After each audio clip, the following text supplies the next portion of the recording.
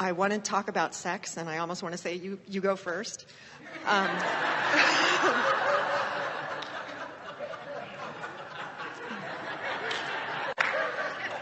It's so much fun, and there's so many opinions about... We're back around to the same thing again, aren't we? What other people think? What other people think. And all day here today, we've been trying to talk you out of caring so much about what other people think. And we know it's sort of tricky territory because as you are integrated with so many others, and a lot of what you want has been born out of your comparison of what's going on with all of them. So on the one hand, we're saying, all right, use them to decide what you want, but then leave them and focus upon what you've decided that you want. Don't you think that's a good plan? Use the contrast to decide what you want, but then don't look back at what helped you decide what you want. Then just look at what you want. Because all of those opinions and all those, there are so many people living so many different ways, it will drive you crazy. Mm-hmm. What is the right way to do anything? There is always someone who will oppose you. There's always someone who thinks it's another way. Mm-hmm.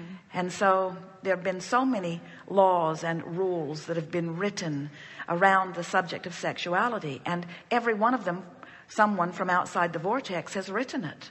Mm-hmm. Wanting to control someone for some reason. Often it's for economic reasons that they want to control you. Your sexual rules really wind on this windy path, follow the economic tides, you see. Mm-hmm. But people get all moral about it and all certain that they've been receiving information from God about how you could behave. And we say, oh, the information that you're receiving from source is the impulse that is within you, you see. That impulse for intertwining, that impulse for interacting, that is a pure positive urge that comes forth from your knowledge of your well-being and from your expectation of continuing as a species, you see. Mm-hmm. And so there are no subjects as cluttered as the subject of sexuality other than religion, and most of the concern around religion has tied in with their concern around sexuality. Mm-hmm. Not all of it, but a lot of it. So there again, you have no choice, because you cannot possibly, it's not possible for any of you. Many of you think that you've found your way, but we are here to explain that it's not possible for anyone to take the behavioral patterns, even of what's present on your earth today, let alone how far back you try to go, and sort out from what people have been living the right way to live. Even if you don't try to sort it out and find the right way to live and teach it to everyone else, just finding the right way to live from among all that is there, it's not possible for you to find it, because there is so much about what is communicated by so many as the right way to live that's so outside the vortex that you got to go outside the vortex even to do your research. And when you're outside the vortex, you can't find the right way to live. You see, mm-hmm. You got to get in the vortex and follow your urge, in the vortex and follow your urge, in the vortex and follow your urge. And we're not just talking about sexual urges.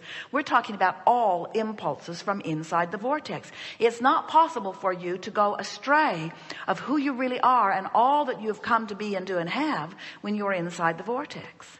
So the simple discussion that we want to have is, when you are trying to figure out, when you're trying to contemplate what everybody thinks about all of that, just ask yourself, how's it feeling? How's it feeling? How's it feeling? How's it feeling?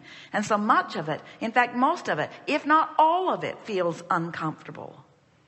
When you start asking those around you what they think about this and that and this and that and this and that and this and that, pretty soon you're unhappy with everything you've got because of the varied opinions.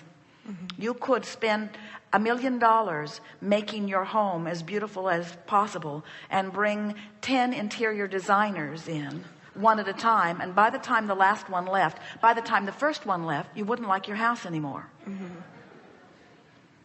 Because they would say, well, we could change that and we could change that, and oh, what were they thinking about that? In other words, even though you picked it all and you liked it all very much, you see. Mm-hmm. So opinions from others are debilitating, and aligning with source will always buoy you.